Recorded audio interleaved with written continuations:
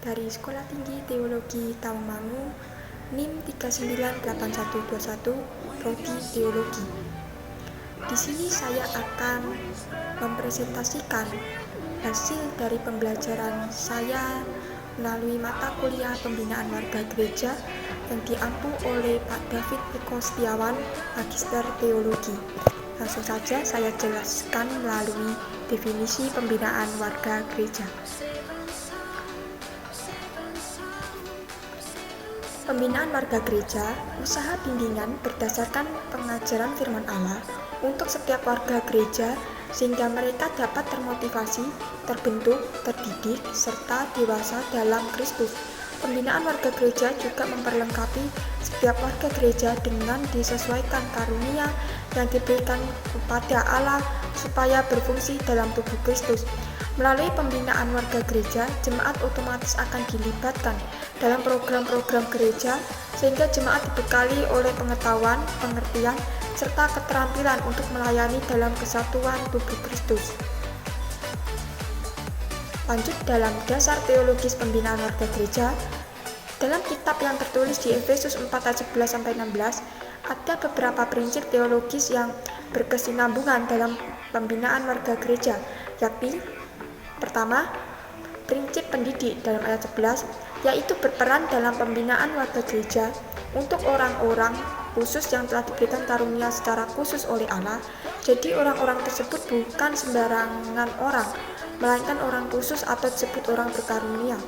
Prinsip kedua, prinsip model pembinaan ayat 12, yaitu berperan dalam memperlengkapi umat Allah dan mampu berfungsi dalam tubuh Kristus.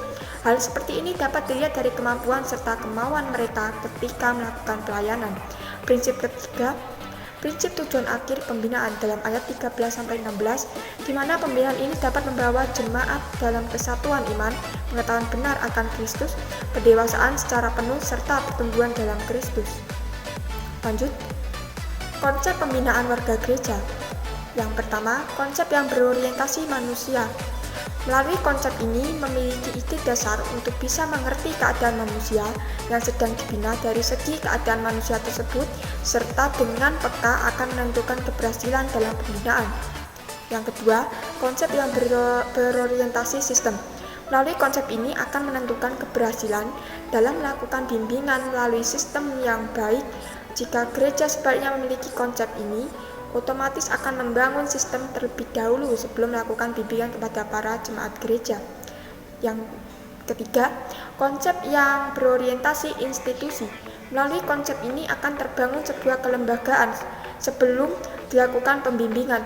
Dalam artiannya, kelembagaan yang dibangun ini akan menjadi wadah untuk kegiatan bimbingan sehingga melalui sistem dan orang yang dibimbing, inilah yang akan dijadikan prioritas dengan menawarkan institusi untuk berpengaruh dalam proses bimbingan.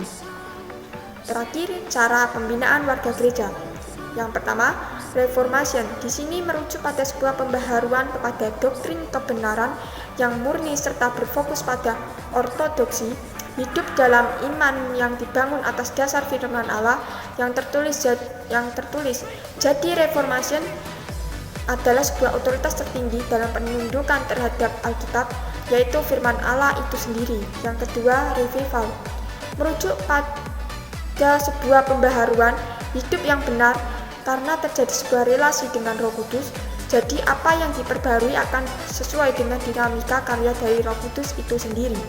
Yang terakhir, revitalization, merujuk pada sebuah pembaharuan gereja dengan cara menggeser adanya halangan akan terjadinya reformation dan revitalization, sehingga revitalization perlu dilakukan untuk terjadinya sebuah pembaruan yang murni. Jadi inilah hasil presentasi dari saya yang saya dapat dari mata kuliah pembinaan warga gereja. Kiranya bagi yang mendengar dapat diberkati. Saya ucapkan terima kasih. Tuhan Yesus memberkati.